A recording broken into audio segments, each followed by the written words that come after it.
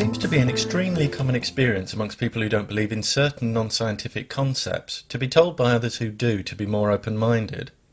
This advice is typically based on highly flawed thinking, including an inaccurate understanding of what open-mindedness is. In fact, being open-minded simply means being willing to consider new ideas.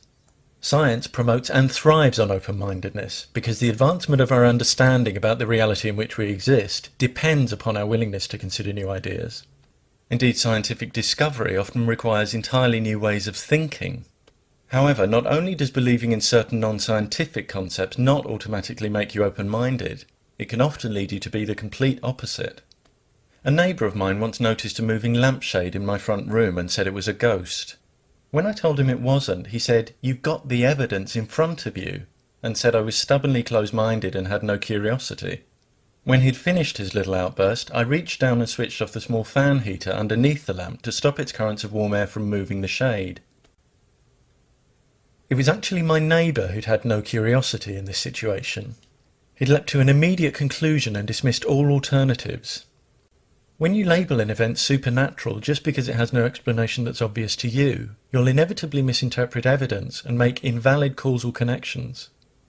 You'll eliminate whole realms of alternative explanation before it's even clear which explanations might be appropriate, and that's the very definition of close-mindedness. People who tell others to be more open-minded about so-called supernatural concepts often accompany this advice with one or more personal anecdotes they claim can't be explained. This is another flawed approach.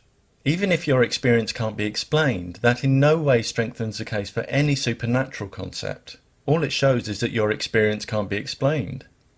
Trying to suggest that a lack of explanation is evidence that supernatural powers are at work is actually a contradiction. In effect, what it's saying is, I can't explain something, therefore I can explain it. The unexplained is just that, unexplained. Furthermore, although it's quite reasonable to describe an experience and say you can't explain it, telling your audience they can't explain it is senseless, because your audience has no independent access to the events you describe, nor any way of investigating which details you may have missed or edited out. If my neighbour had told other people they had to accept his ghost story because they couldn't explain the moving lampshade, how would anyone be able to agree or disagree without knowing anything about the fan heater? Expecting others just to take your word that you've had a brush with the supernatural is simply unrealistic. Even if I saw someone disappear right in front of me, I'd recognise how unreasonable it would be to expect a complete stranger just to believe me without corroborating evidence, however personally frustrating that might feel. Someone once tried to suggest to me that scientists who ask for evidence before accepting claims are as close-minded as witch doctors. The idea that requiring evidence makes you close-minded is a fallacy. A willingness to consider new ideas doesn't commit you to accepting them unconditionally.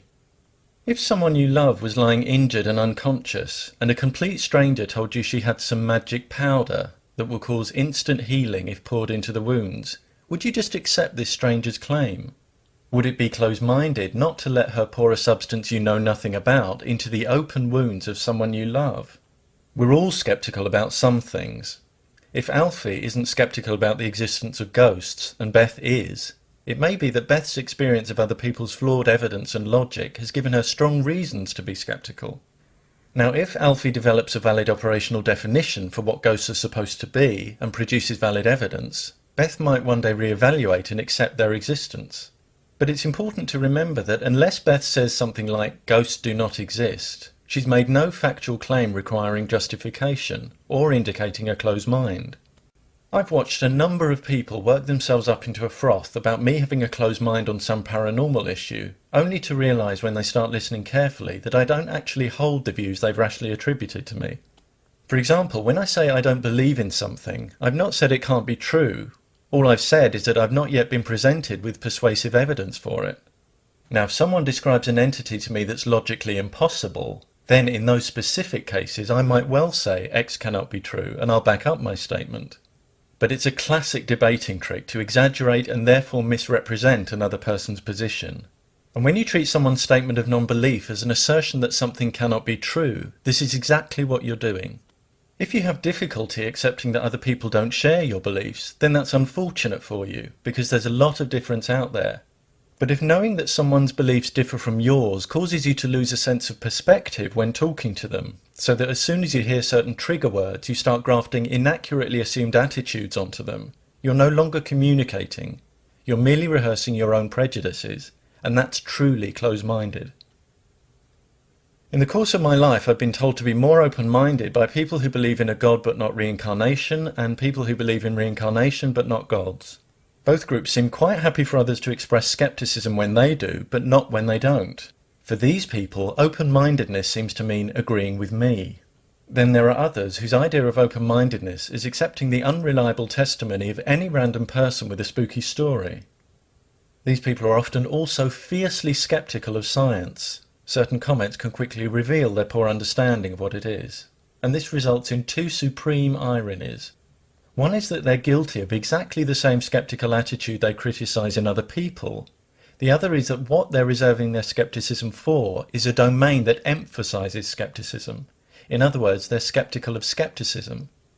Again, open-mindedness isn't about believing things. So believing in more paranormal things than the next person doesn't make you more open-minded, though it can be a sign that you're more gullible. And despite what some people would have us believe, it's not a virtue to be easily persuaded by people. Those who say it is, and that requiring evidence is close-minded, clearly wouldn't survive one day in a court of law. After all, what does the person with that attitude do in any situation where there's more than one version of events? And is it close-minded to require evidence of someone's guilt before locking them up? These attitudes don't stand up for a moment in the real world. It would be absurd to suggest that we need evidence for everything we're told.